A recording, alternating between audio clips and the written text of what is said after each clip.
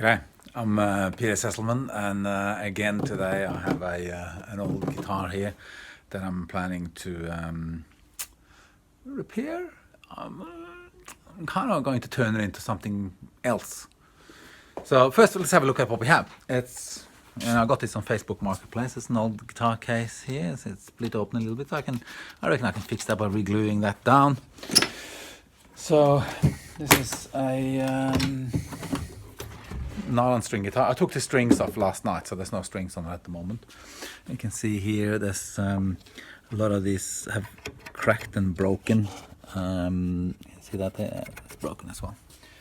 But apart from that, it's a fairly good nick. When I bought it, actually, there was inside the compartment here was the original receipt from. Hang on. See if I can get this open.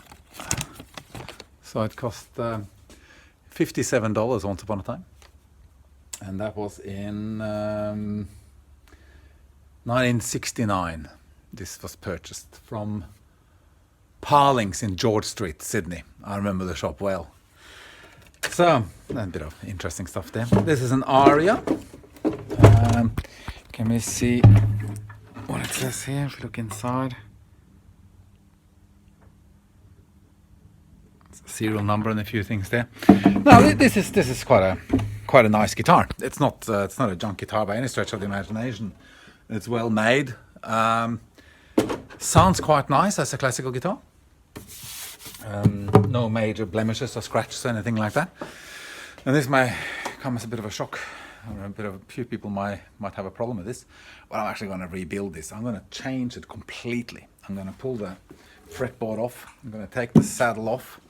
I'm going to refinish the front. I'm going to put a truss rod in it.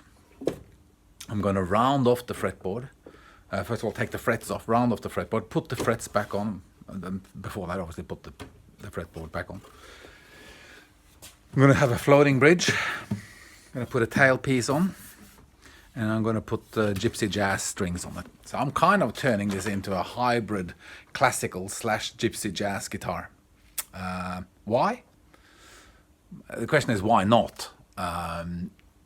It's not really a collector's item. It's a good instrument, but it's not a collector's item, so it's not really any damage done. And I think it would be quite nice and quite fun to play as a Gypsy guitar. So that's the project this time. So I'll post little videos as I go along. I said first things, so far I've taken the strings off. That's all I've done. So I'll check in with you a bit later on. Cheers. Okay, so we have our little Aria Classical guitar laying on the operating table here. So what I'm going to do now is I'm going to apply some heat, and I'm going to take the bridge off. So I'm just using a heat gun. Nothing fancy, just a standard heat gun. You can probably use a hairdryer for this, but I happen to have a heat gun here. I'll put some cardboard around just to protect the top so it doesn't get burnt. I'm going to revarnish the top anyway, but if I don't need to burn it, then why should I?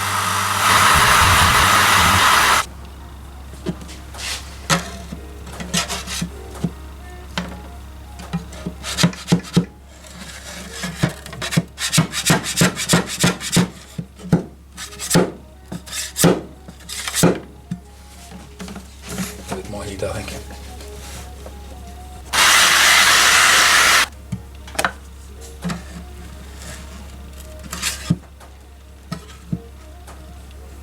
Yeah, it's starting to soften now.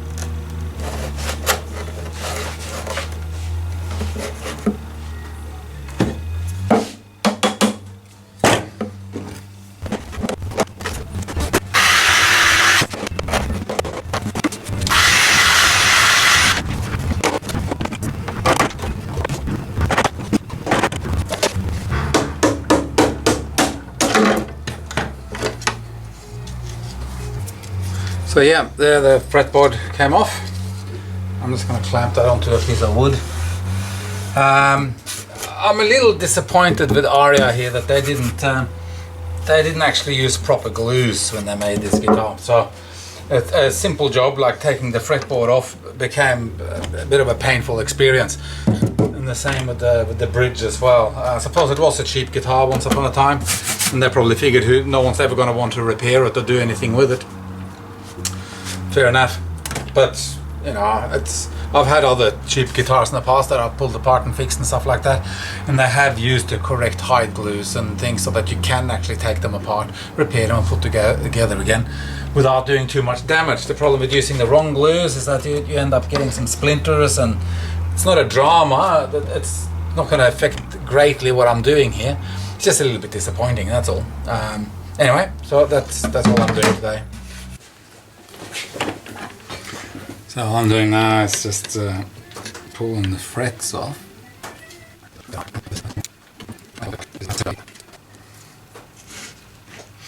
As you can see, I have a batch of pocket stompas here, which are almost complete. I just need their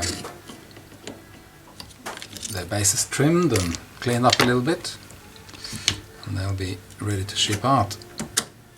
So since I don't actually have a fretboard radius sanding jig, or whatever you want to call it, or a way of running the fretboard, I'm just going to make one quickly. And the way I'm planning to do that is to use a piece of metal. It's about, I don't know, 0.2 or 0.3 mil thick, a block of wood, and 2 little strips of cardboard. So I'm assuming this will work. I've never done this before, so we'll see how it goes. So let's have a look down here. So I'm going to glue this on double-sided tape or something. I'm going to glue a strip of cardboard down each side like that. Then I'm going to put the metal on top. And I'm going to drill some little recessed holes. I'm going to make sure that they are recessed in. Maybe 3 would be enough. And then what I'm envisaging is that then as I tighten the screws, the metal plate will bend into a radius. Then a bit of double-sided tape, and I'll put some sandpaper on there, and then I'll use that to round off the fretboard. So I will we'll see how that goes. Wish me luck. I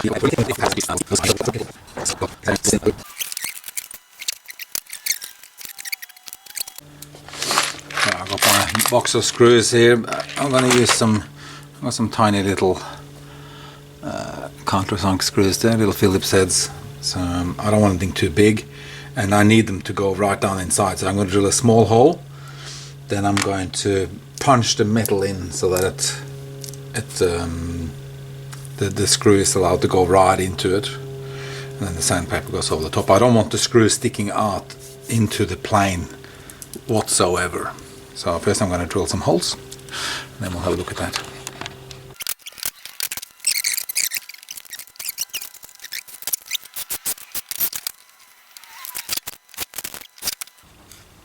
So if we look at this now, you can see that pretty much has an even radius all the way down. So when we glue sandpaper to this, we can then use this to round off the fretboard.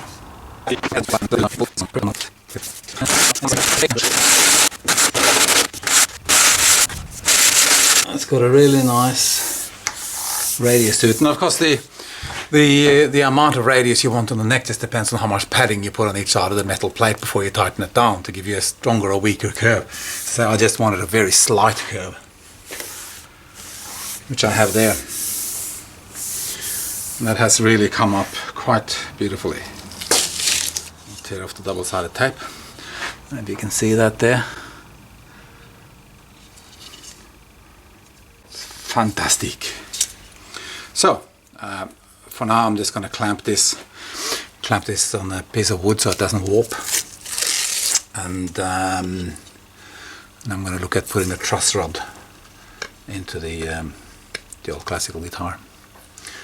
So I've cut and sanded down the veneer now to where it's almost just a single layer. I left a little bit on because it's the way the grain goes. This is a very weak. So what I need to do now is clean up that area which is underneath the saddle and with the ply pulled up. So with a scalpel and a bit of sandpaper and things like that, I will make that a perfect recess. Then I will cut this ply to fit as accurately as I can, and I will glue that into the space. Then I'm actually going to strip the front of this guitar, so I'm going to put some paint stripper on and strip that back, sand the front again and make sure that this is nice and smoothly sanded, and then revarnish it. So you will always see that there's a bit that's been glued in there, but it's not going to be super visible, so I'm okay with that. So yeah, that's just a question of cleaning up this area a little bit. Do that.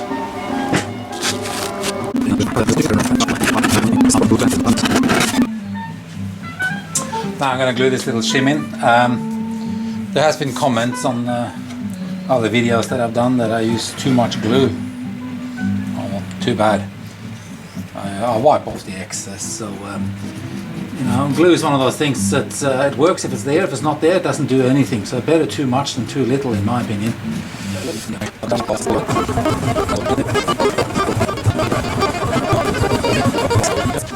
Okay, so now I have to try and grind down that little piece of ply that I glued into the space. I'm going to do it with a router.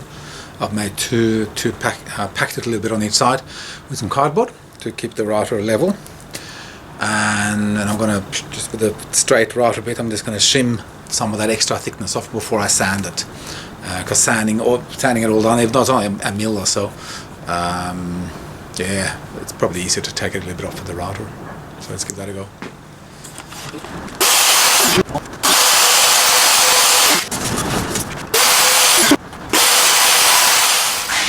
So now that this has been shimmed down a little bit, still not perfect, I'm going to strip the varnish off the front because I'm going to refinish this. So I just got some paint stripper, poly stripper. I'm just going to apply that to the surface. Now, because the removal of the bridge left a little mark, and when I put the new piece of timber in there, you can still see it a little bit. I'm actually going quite heavy on the stain to try and cover some of that up. It's going to, with the floating bridge over the top and all the rest of it, it's not going to be all that visible, so it's fine. So here goes.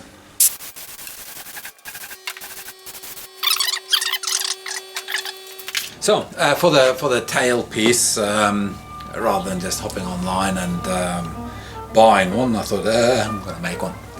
So I'm making it out of copper. So I had a bit of copper sheeting here. How thick is it? About 1 mil. About 1 mil thick. Not the thickest of metals, but strong enough. So I just made a little design on the computer. It's kind of looks like with a diamond shape with some cutouts. So what I did is with a hammer and an anvil, I tapped my way around the edge and kind of made it a bit scalloped like that. You can see I glued the artwork to the copper, but it's coming off a little bit now. So then I'm going to saw out the holes. I'm going to saw a large square there, and that'll then bend up and become the little string attachment tailpiece. So yeah, lots of fun.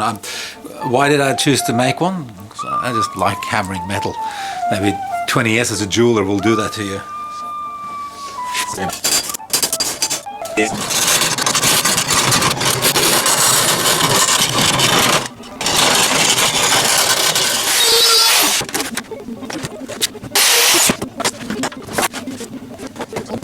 Now, in order to get a little bend in the truss rod, so I just routed a groove here.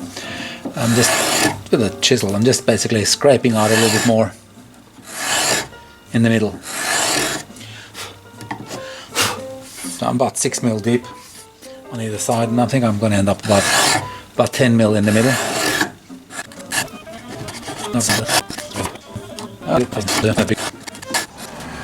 So here I've chiseled out a little space, rebate, whatever you want to call it, to facilitate the nut and washer at the end of the truss rod, which will run through here.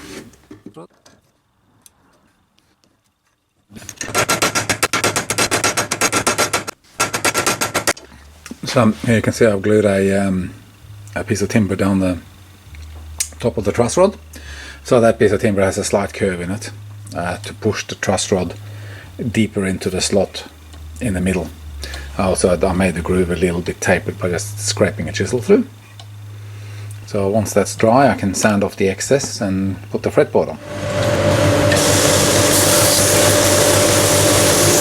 Okay, so I'm going to re-glue the fretboard. The truss rod is in, everything is ship shape. I've shaved down the fretboard a little bit because I don't want it quite as wide. But I haven't shaved the neck yet. I'm going to glue the fretboard on first, and then I'm just going to trim the edges to fit. So I'm using some trusty old hide glue here. That's the best for doing fretboards and things, because it allows you to, well, something goes wrong or whatever, replace the truss rod, whatever, apply a bit of heat and moisture and it comes back off again. So it's the kind of glue that you want to be using for this type of repair. So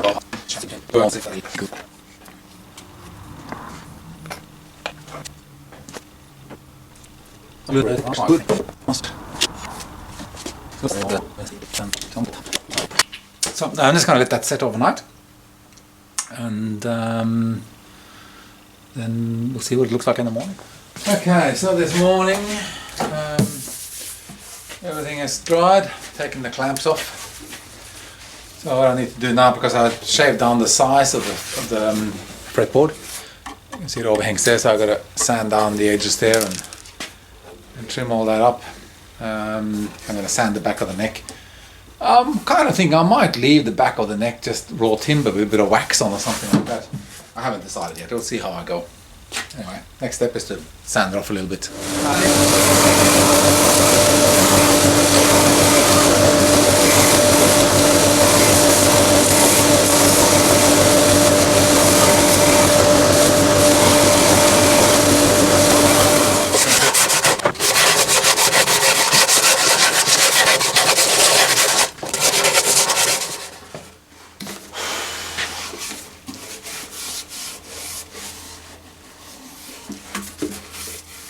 So I'm doing this very much by feel to see what I think feels like a nice profile. At the end of the day, that's all that matters really. So I'm just going to continue with that, and then the next step after that is to put the frets back in. Since the fretboard is now narrower than what it used to be, of course the frets are all going to be a little bit too long. And also the frets were straight, so I'm just putting a little bend in them. Just with a bit of pliers here, and just kind of just putting a little bend in so they don't pop out after I put them in. Okay.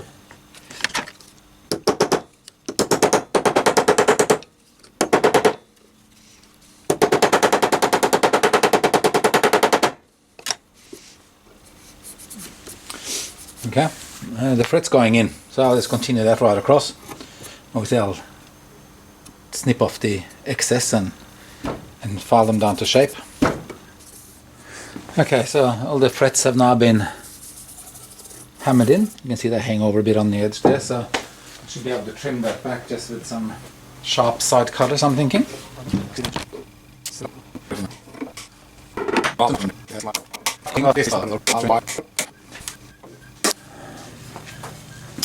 Now I'm just filing the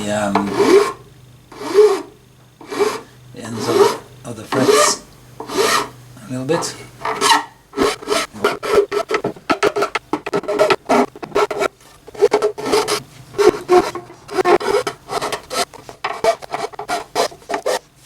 Okay, so I'm going to do the rest of the fret conditioning with some sandpaper on the stick. Okay, so I've kind of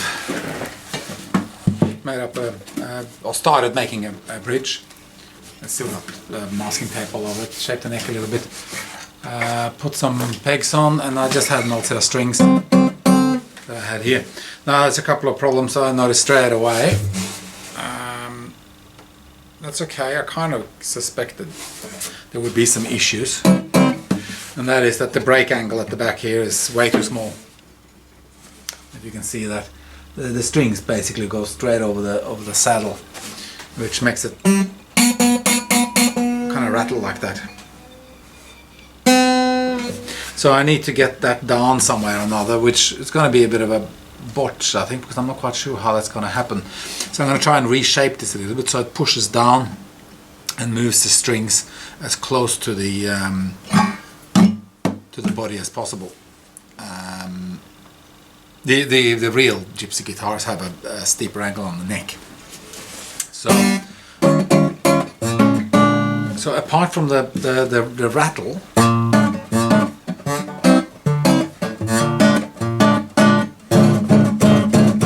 it's got a nice thuddy sound. It's a bit early to say yet how it's going to play and everything.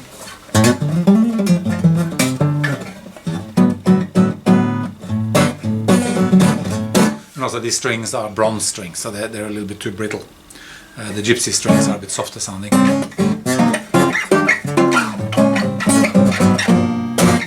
It's out of tune. But yeah, as a stage one string up, just to check angles and stuff. I can probably bring the fretboard back a little further.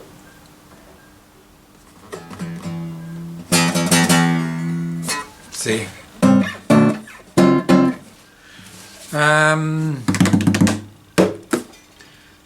So far so good, I suppose. So this is a little issue at the back here, but I don't think that's going to be a major problem. Just need to shave that down a little bit and get that as close as possible. Worst case scenario, I will need to somewhere or another attach that to the top. But we'll see. That may not be necessary. I have to put a little screw through or something like that with a washer at the back, so that that one sits as tightly onto the soundboard as possible. And that may not affect the sound too badly. Okay, so I had the strings on for a bit, and I had a bit of a test play with it, and found that well, the main issue is the brake angle at the back here. The tailpiece that I made up is probably a little short for this style of guitar. Like, it's closer to what a real Gypsy guitar would look like, but the angles, the necks at a different angle on those. So I don't want to change the neck angle. That's too big a job. So what I'm going to do is I'm going to make a longer tailpiece. See, I've got a bit of a piece of copper here. I just printed that out from the computer, redesigned it a little bit. I'm just going to cut that out, hammer it a little bit, and replace this the current tailpiece.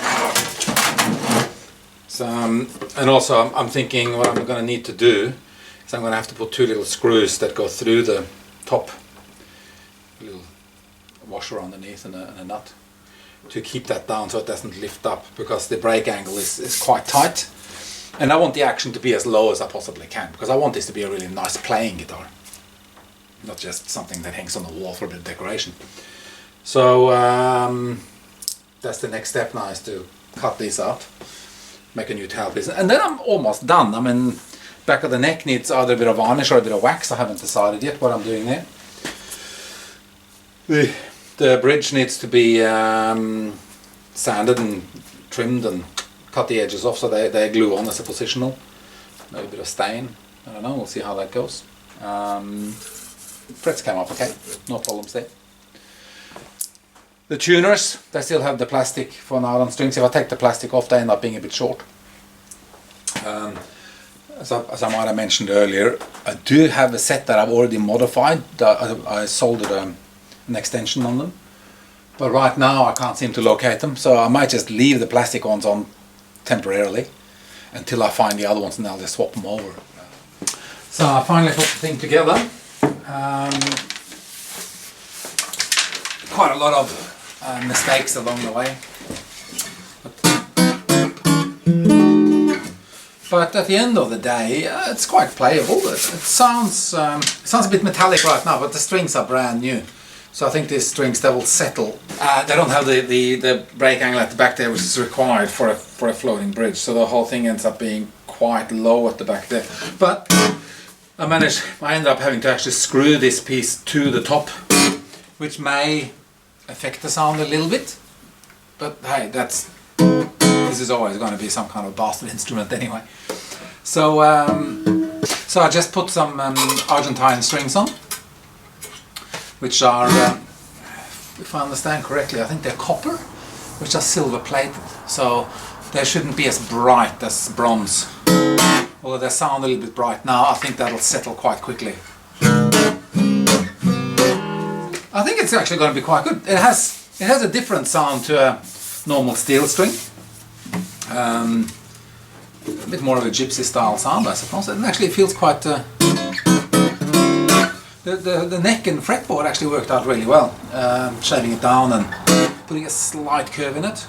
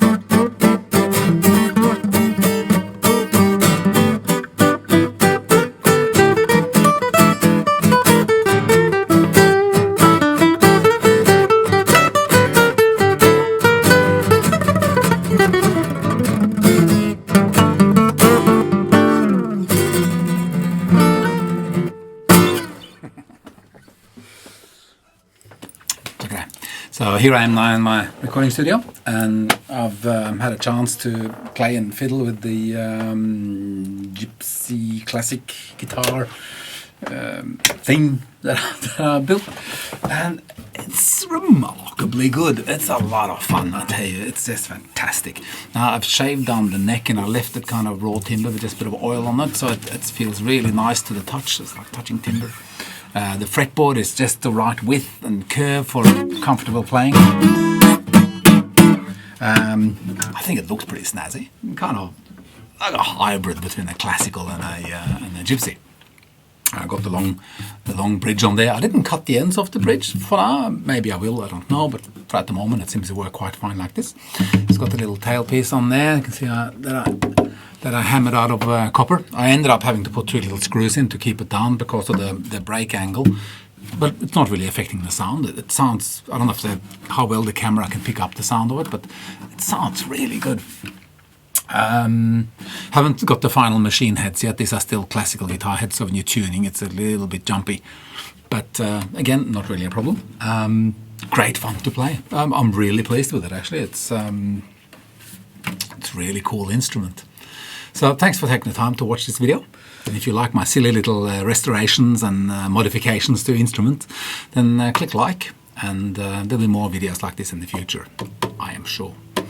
So, and if you want to check out the products that I make, stomp boxes and pickups and things like that, then just go to my website, www.peterman.com.au, and you can see those products there.